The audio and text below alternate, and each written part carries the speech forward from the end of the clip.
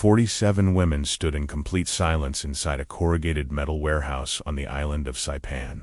August 17, 1945. The war had ended 2 days earlier, but for these Japanese prisoners, the most terrifying moment of their lives was just beginning. When the American sergeant gave the order to prepare for medical examination, not a single woman moved. What happened next would change how military forces processed female prisoners of war forever. The tropical heat pressed down on the improvised processing center like a physical weight. Sweat ran down faces, both Japanese and American, as two cultures collided in a moment neither side had been prepared for. The warehouse had been hastily converted from a former Japanese supply depot, its walls still bearing faded kanji characters indicating rice stores and medical supply. Bullet holes from the battle for Saipan 14 months earlier pockmarked the metal walls, letting narrow shafts of brilliant sunlight pierce the dim interior. Now this damaged structure served as one of dozens of makeshift facilities across the Pacific where Allied forces were attempting to process the sudden flood of Japanese prisoners. Following Emperor Hirohito's surrender announcement on August 15, the 47 women had arrived that morning, transported from temporary holding areas scattered across Saipan's military installations.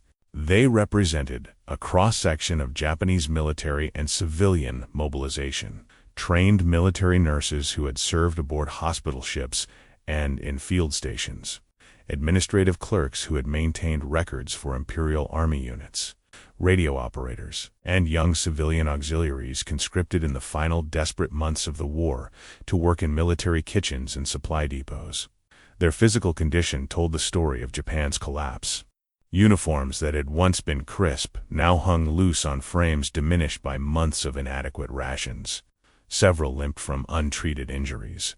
Others bore the vacant stare of profound psychological trauma, the defeated posture of those who had watched their world collapse around them. Sergeant Thomas Wong watched them file into the warehouse with uncomfortable uncertainty. At 28, Wong had seen 3 years of brutal Pacific combat, from Guadalcanal through Iwo Jima. The Chinese-American soldier from San Francisco's Chinatown had proven himself invaluable to his Marine unit, his heritage providing occasional cultural insights. But nothing in his combat experience had prepared him for this assignment. Wong's family background gave him perspectives that few American soldiers possessed. His parents had immigrated from Guangdong province in the 1920s, establishing a small restaurant in San Francisco's Chinatown. Wong had grown up bilingual, understanding concepts of face, honor, and family obligation that most Americans found incomprehensible. When war came, Wong had volunteered immediately, partly from genuine patriotism, and partly from a desire to prove that Chinese Americans were as loyal and brave as any other citizens. Standing beside Wong, Corporal William Harper shifted his weight from foot to foot, his discomfort obvious.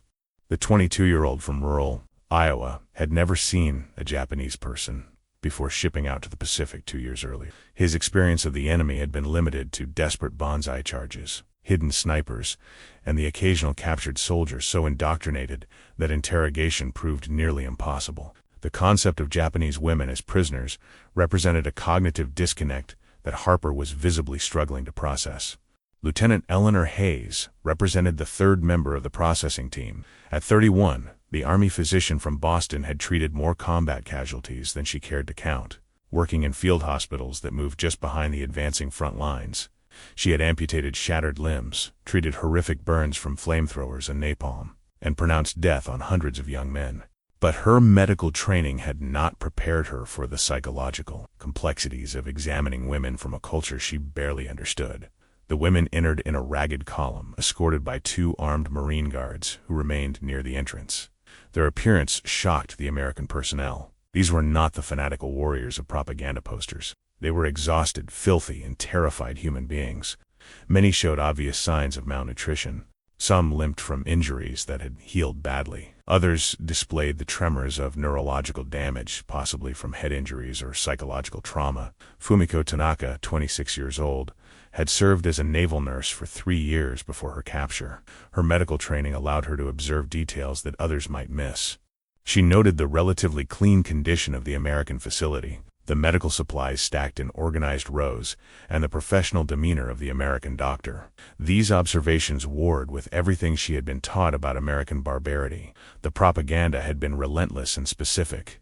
American soldiers, they had been told, were subhuman monsters who raped and mutilated female captives.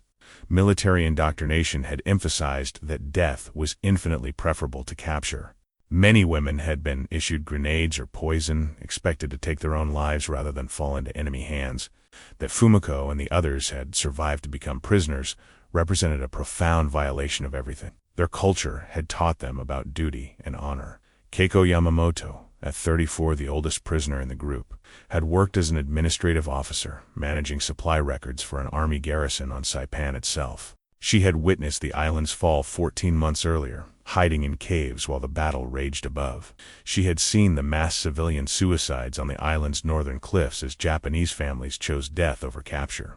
That she had not joined them represented a choice she still questioned. For 14 months Keiko had lived in a refugee camp, working as a clerk for American civil affairs officers. The work had felt treasonous, but it had given her insights into American operations that few Japanese possessed.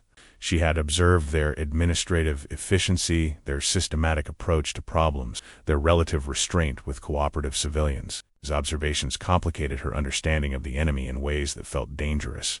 The youngest prisoner, 19-year-old Emiko Sato, represented thousands of Japanese civilians caught in total war mobilization. She had been working in a textile factory when military officials arrived 6 months earlier, conscripting every woman under 30 for war work. Within weeks, Emiko found herself on Saipan cooking rice for garrison troops. She had never wanted any part of military life and had certainly never imagined becoming a prisoner of the Americans she had been taught to fear above all else. Sergeant Wong called for attention in English, then waited while an interpreter translated. The interpreter was Private First Class George Tanaka, a Nisei soldier from the 442nd Regimental Combat Team. His Japanese was formal and slightly archaic, learned from immigrant parents rather than in Japan itself, creating occasional translation difficulties. The processing procedure was standard throughout the Pacific Theater. First came registration, names, ranks, units, and locations of capture. Then medical examination to identify contagious diseases, treat injuries, and assess overall health status. Finally, personal effects would be cataloged and prisoners assigned to detention facilities pending repatriation. The entire process typically took 4 to 6 hours for a group this size. What the Americans viewed as efficient military procedure, the Japanese women experienced as descent into nightmarish uncertainty. Each step of registration involved questions they had been trained never to answer. The cultural disconnect was immediate and profound. When Lieutenant Hayes began explaining the medical examination requirement through the interpreter, the tension in the warehouse became palpable. The doctor's intentions were purely professional and medically sound.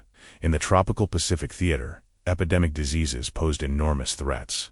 Dysentery, typhus, malaria, and dengue fever could devastate populations if not aggressively controlled.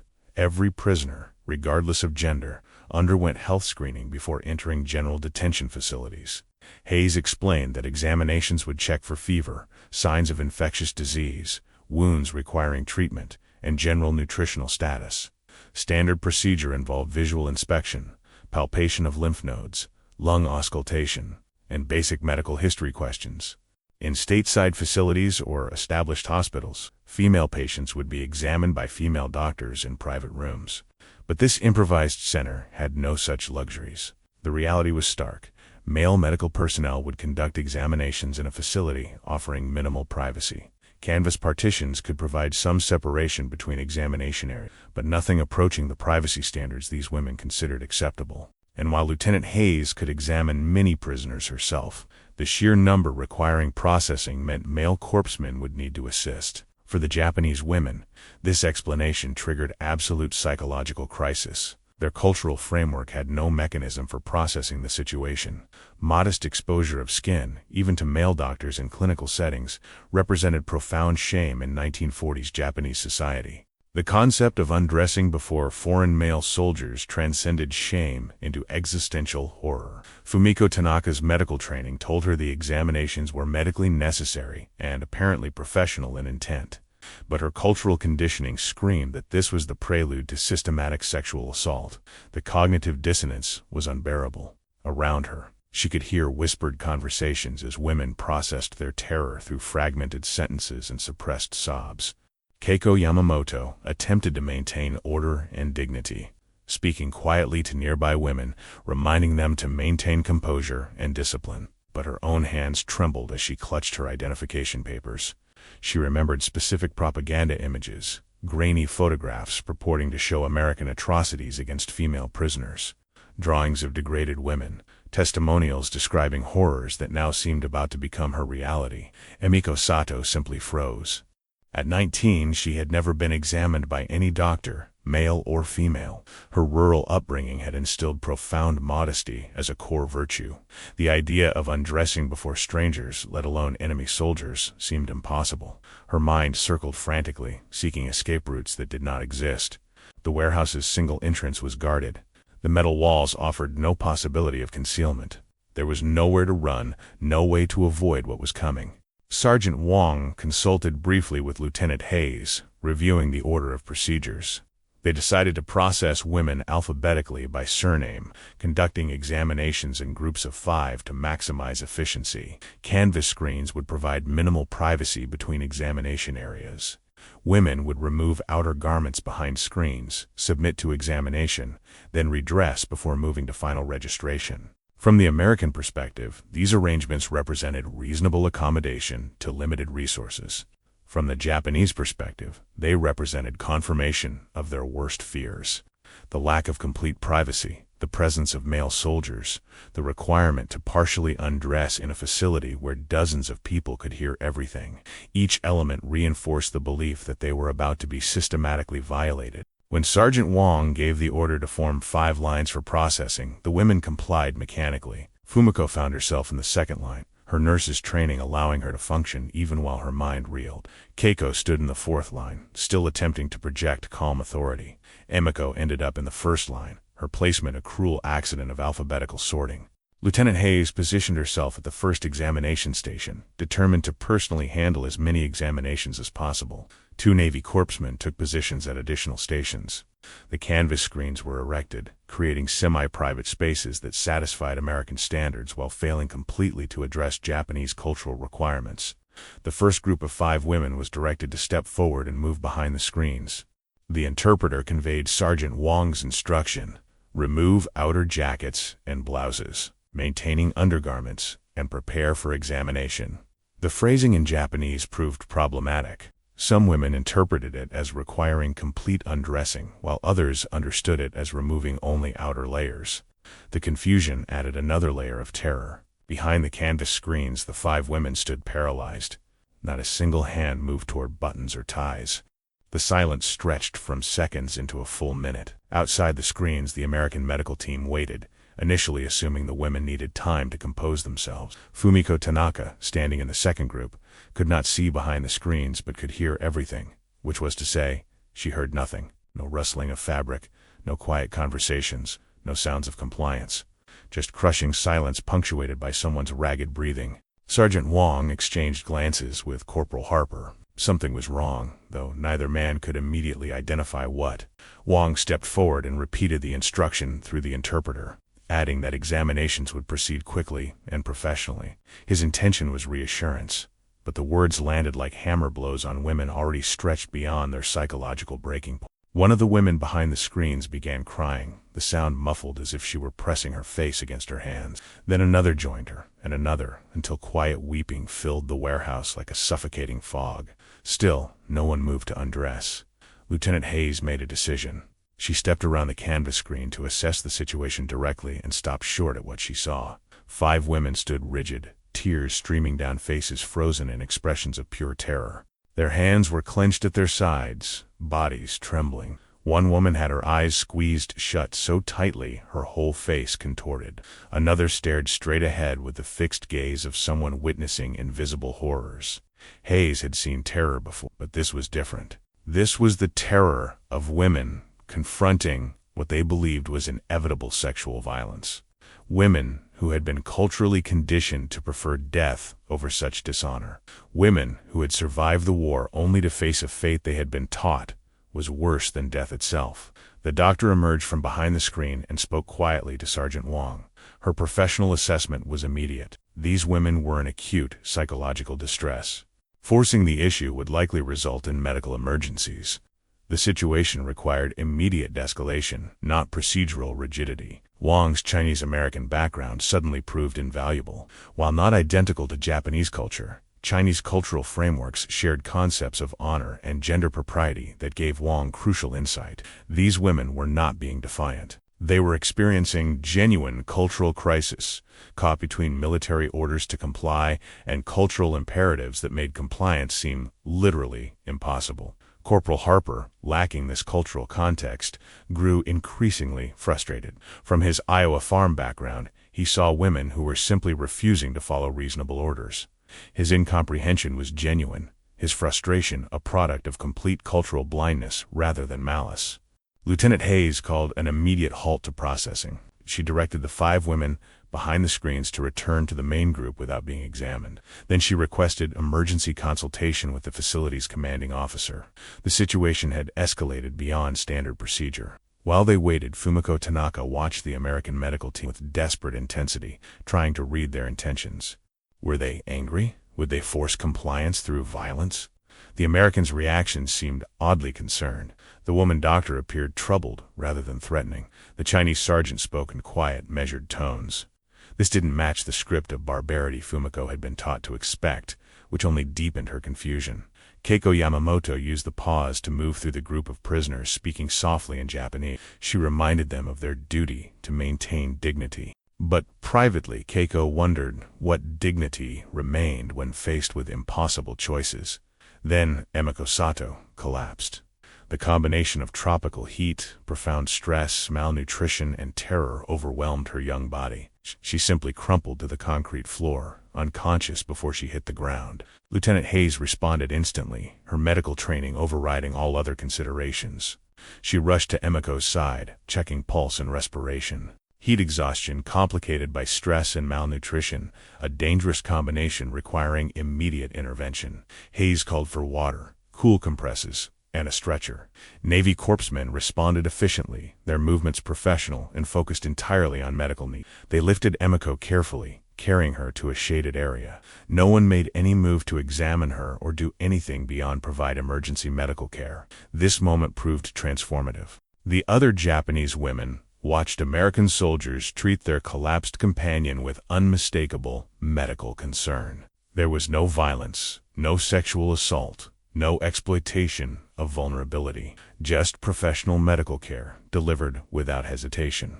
The facility's commanding officer arrived 15 minutes later. Major Richard Bennett had commanded Pacific Supply operations long enough to have seen almost everything, but this situation clearly fell outside his experience.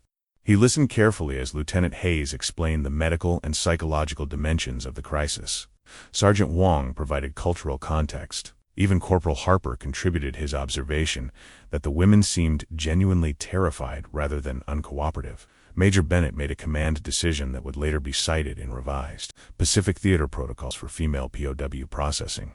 Medical examinations would continue because they remained medically necessary, but procedures would be modified to accommodate cultural sensitivities to the maximum extent possible without compromising legitimate medical requirements.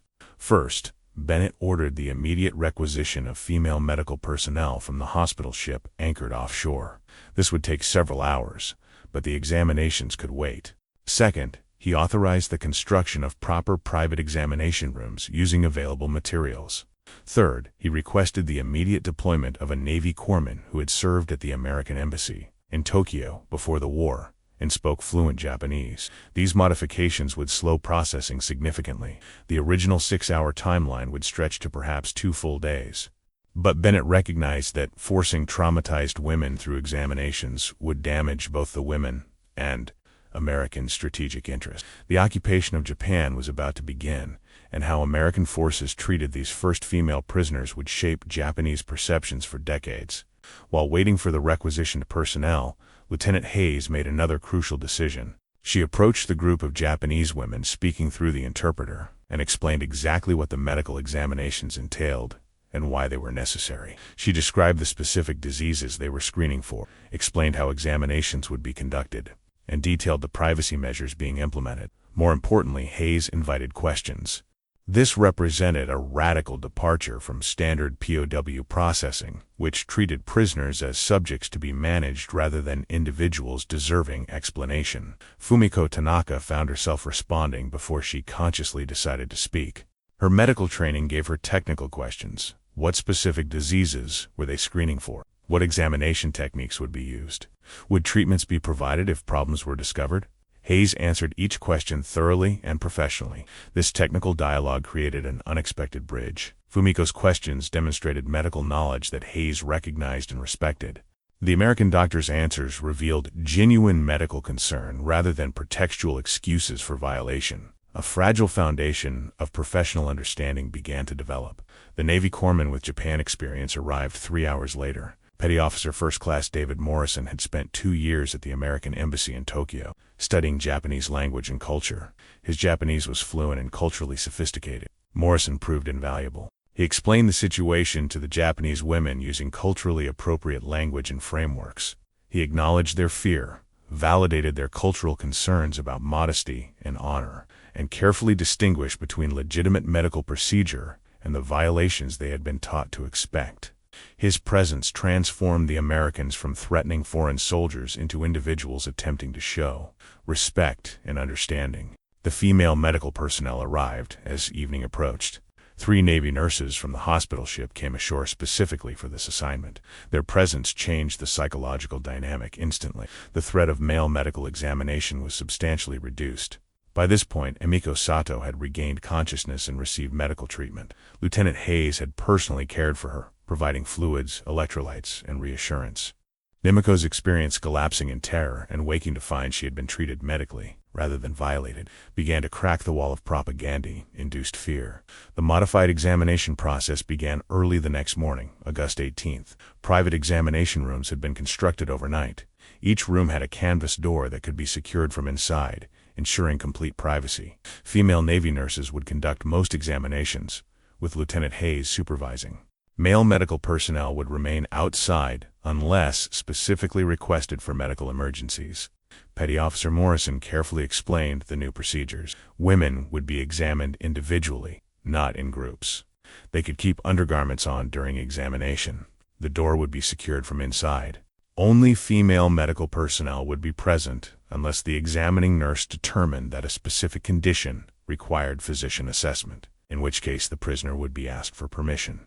These accommodations went far beyond standard POW processing protocols. Bennett's authorization to implement them represented recognition that cultural sensitivity served strategic interests.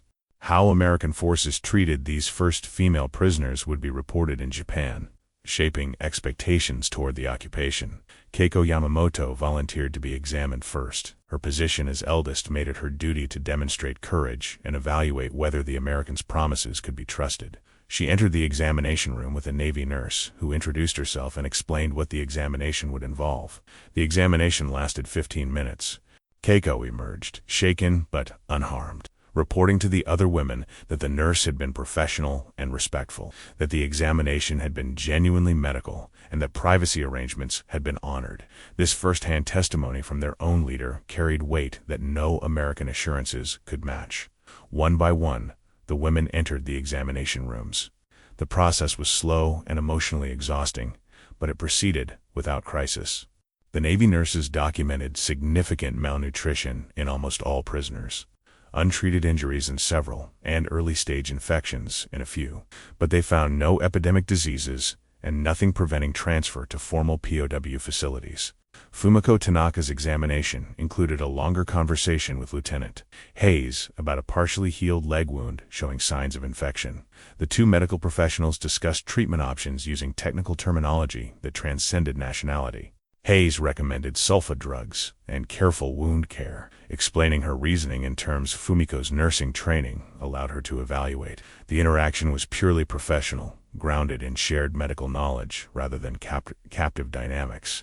By late afternoon on August 18th, all 47 women had been examined. The medical assessment was complete, and final processing could proceed. The women would be transferred the next day to a larger POW facility where they would await repatriation to Japan. That evening, as the women ate their rations, conversations began that would have been impossible 24 hours earlier. They discussed what had happened and what it might mean. The Americans could have forced compliance. They had overwhelming power and military authority, but when confronted with genuine cultural crisis, they had chosen restraint and accommodation instead. This reality conflicted fundamentally with everything the women had been taught. The propaganda had described Americans as barbaric, sexually depraved, incapable of honor or restraint. The women's actual experience told a completely different story. Which version was true? Keiko Yamamoto began to logically process the implications. If the propaganda about American treatment of prisoners was false, what else had been lies? If Americans could show restraint toward defeated enemies, what did that say about the moral foundations of the war she had supported? These questions had no easy answers, but they opened cracks in a worldview that had seemed absolute. Fumiko Tanaka thought about Lieutenant Hayes's professional competence and genuine medical concern. The American doctor had treated her as a fellow medical professional, despite their national enmity. This experience of professional respect from an enemy challenged assumptions Fumiko hadn't realized she held. Emiko Sato simply felt overwhelming relief. She had survived. She had not been violated. The terror that had consumed her had proven, at least in this case, to be unfounded. The other women reassured her that her collapse had actually helped by forcing the Americans to recognize the severity of the cultural divide. The 47 women were transferred to a larger POW facility on August 19th. They joined several hundred other female Japanese prisoners awaiting repatriation. In conversations with these other women, they shared their experience at the processing center. Their stories spread quickly. The Americans had shown restraint. When confronted with cultural crisis, they had adapted rather than forcing compliance through violence. This information seemed almost impossible but it was coming from women who had directly experienced it, and their testimony carried undeniable weight. The impact extended beyond the POW facility. Letters and messages began to flow back to Japan through various channels. Family members learned that their daughters and sisters had survived capture and were being treated humanely. This information spread through civilian populations, already terrified about what American occupation would mean. The psychological effect was subtle, but significant. Japanese civilians had been taught to expect rape and systematic violence from American occupiers. Free-lived experience of Japanese posts provided contradictory evidence. This gap between expectation and reality created psychological space for Japanese civilians to consider cooperation with occupation forces rather than resistance. When American troops landed in Japan in late August and September 1945, they encountered a population that was fearful but not uniformly hostile. The relatively smooth occupation of Japan succeeded partly because advance information had created space for hope that American occupation might be survivable. Fumiko Tanaka was repatriated to Japan in early September 1945. She returned to a country devastated by bombing, economically ruined, and psychologically shattered. Her nursing skills were desperately needed, and she found work at a civilian hospital cooperating with American medical authorities. Working alongside American medical personnel during occupation, Fumiko found herself reflecting often on those 2 days in the Saipan warehouse. The Americans she worked with displayed the same professional competence and basic decency that Lieutenant Hayes had shown. They were not monsters. They were people doing their jobs with varying skill and cultural sensitivity, but fundamentally recognizable as fellow humans. This recognition was not comfortable. It forced Fumiko to confront the reality that she had served a war effort built on lies. Processing this cognitive dissonance took years, but it began in that warehouse when her expectations of violation met the reality of professional medical care. Keiko Yamamoto returned to Tokyo to find her family's home destroyed by firebombing. She faced years of economic hardship during occupation and reconstruction, but she maintained correspondence with several other former posts from the Saipan Processing Center. Keiko eventually wrote a private memoir about her wartime experiences. The manuscript was never published during her lifetime, but her family preserved it. Decades later, historians studying Japanese women's wartime experiences discovered Keiko's account and recognized its value as documentation of how cultural conflicts played out at war's end. Emiko Sato returned to her village to find her family intact but impoverished. She rarely spoke about her wartime experiences, finding the memories too painful. Only near the end of her life did she share her story with her granddaughter, who was researching Japanese women's history. Emiko made a striking observation. The Americans had shown her more consideration in captivity than the Japanese military had shown when they conscripted her and then abandoned her. This comparison suggested that enemy soldiers operating under formal military protocol had acted more humanely than her own military forces. Sergeant Thomas Wong remained in the military after the war, eventually retiring as a senior non-commissioned officer. His experience at the Saipan Processing Center influenced his later work in military education, where he became an advocate for cultural training. In a 1972 interview, Wong reflected on the August 1945 incident. He described it as a crystallizing moment when he recognized that cultural understanding was not optional, but a fundamental military capability. He noted that America's relative success in post-war Japan occupation owed much to lessons learned in situations like the Saipan Processing Center. Lieutenant Eleanor Hayes continued her military medical career, eventually specializing in tropical medicine. She published several papers on epidemic disease control in occupied territories. Hayes became known as an advocate for culturally sensitive medical practice in military settings. In her later years, Hayes gave occasional lectures at military medical schools, always including the Saipan incident as a case study. She used it to illustrate how medical necessity must be balanced against psychological and cultural factors. The modified female POW processing protocols that emerged from the Saipan incident were formally adopted across the Pacific Theater in late August 1945. These protocols required private examination facilities, female medical personnel when available, cultural interpretation beyond mere language translation, and explicit attention to cultural sensitivities around gender and modesty. The broader historical significance lies not in its uniqueness, but in its typicality. Dozens of similar cultural collisions occurred as American forces processed thousands of Japanese prisoners and began occupation operations. The relatively successful occupation of Japan was built on many factors, but also on thousands of individual encounters where American behavior either confirmed or contradicted propaganda expectations. When American forces landed in Japan in September 1945, Japanese civilians did not rise in suicidal resistance as many planners had feared. This peaceful transition was possible partly because advance information from repatriated posts had created space for hope that American occupation might be survivable. The women who stood frozen in that Saipan warehouse could not have known they were participants in a historical hinge point. They experienced only terror, confusion, and eventual surprised relief. The American military personnel were simply trying to solve an immediate problem. Yet these individual decisions, multiplied across thousands of similar situations, created the texture of occupation relations.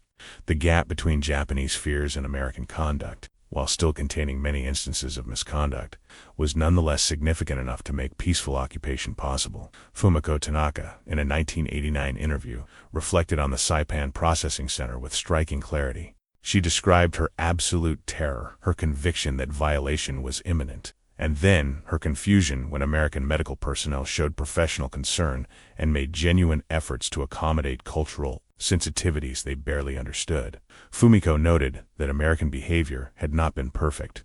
There had been cultural insensitivities, communication problems, and procedures that still violated Japanese cultural norms even after modification.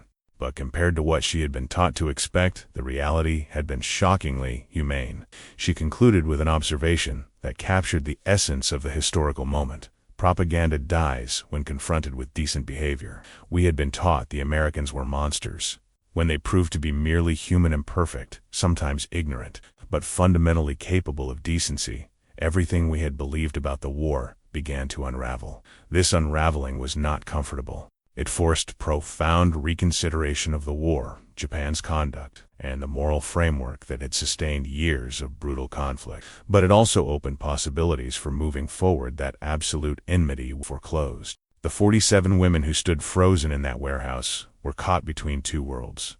The collapsing world of Japanese military culture, with its codes of honor that valued death over dishonor, and the emerging world of American occupation with its bureaucratic procedures and imperfect attempts at cultural accommodation. Their experience was one small incident in the vast catastrophe of World War II. Against this backdrop of industrial-scale killing, the story of 47 women receiving medical examinations seems almost trivial. But it was in these small moments that the foundations for post-war relations were built or destroyed. The frozen moment when none of the women moved to undress was a moment of profound cultural collision, neither side fully understanding the other. What transformed this moment from crisis into resolution was not perfect cultural understanding, but rather a willingness to recognize distress, adapt procedures, and prioritize human dignity alongside military necessity. This willingness was not universal in the American military, nor was Japanese suffering under occupation limited to cultural misunderstanding. Real abuses occurred, real violence was committed, real trauma was inflicted. The Saipan Processing Center incident represents a best-case scenario where several factors align: culturally aware personnel, professional medical leadership, command flexibility, and timing that allowed modification. But even this best-case scenario reveals the profound difficulties of cross-cultural military encounters. What made the difference was institutional flexibility, military systems' capacity to recognize when standard procedures were creating unacceptable outcomes, and to authorize modifications in real time. The contrast with Japanese military culture was stark. Japanese military operations were characterized by extreme centralization and rigid adherence to plans. This cultural pattern had contributed to numerous Japanese military failures during the war. American military culture's relative flexibility created space for adaptation that helped navigate impossible cultural terrain. 75 years after August 17, 1945, the details of this incident remain documented in military records, personal memoirs, and oral histories. The warehouse on Saipan is long gone. Most participants have passed away. But the historical significance endures as an example of how cross-cultural military encounters can be managed with professional competence, cultural sensitivity, institutional flexibility, and basic human decency. For military historians, the incident offers lessons about POW processing and cultural dimensions of military operations. For students of occupation, it illustrates how conduct during the immediate post-surrender period shapes occupied populations' expectations. For those interested in women's wartime experiences, it documents the specific vulnerabilities female posts faced. But perhaps most fundamentally, the story serves as a reminder of war's human dimensions. Beyond grand strategies and epic battles, wars consist of millions of individual encounters between specific human beings, trying to navigate impossible situations with limited understanding and imperfect tools. How these encounters are handled determines whether wars end in sustainable peace or sow seeds of future conflict. The American occupation of Japan succeeded in transforming bitter enemies into close allies. This transformation was built on grand strategic decisions, but also on foundation of thousands of individual moments like the one in that Saipan warehouse, where the choice between force and restraint made the difference between confirming hatred and opening possibilities for something different. None of us moved to undress. That simple sentence captures a moment of absolute vulnerability and absolute terror. But it also captures the beginning of transformation, the first glimpse that propaganda's certainties might not reflect reality, the opening of psychological space where enemies could eventually become something else. In that frozen moment, 47 women and a handful of American military personnel stood at the hinge point between war and peace, between hatred and understanding, between propaganda and human encounter. What happened next helped determine which path would be taken into an uncertain future. This story of cultural collision and unexpected humanity at war's end reminds us that history is made of individual moments and difficult choices. If you found this historical account compelling and want to explore more untold stories from World War II and beyond, please subscribe to our channel and hit the notification bell so you never miss our deep dives into history's most fascinating moments. If this story challenged your understanding of the war's final days or gave you new perspectives on how enemies can become allies, show your support by giving this video a thumbs up. Your likes help us reach more history enthusiasts who appreciate detailed, fact-based storytelling, and we'd love to hear your thoughts in the comments below. What struck you most about this incident? Have you heard similar stories from your own family's wartime experiences? Do you think cultural sensitivity training should be emphasized more in modern military operations? Share your perspective. We read every comment, and your insights often spark ideas for future videos. Thank you for watching, and remember, understanding history's complexities helps us navigate our present with greater wisdom. See you in the next story.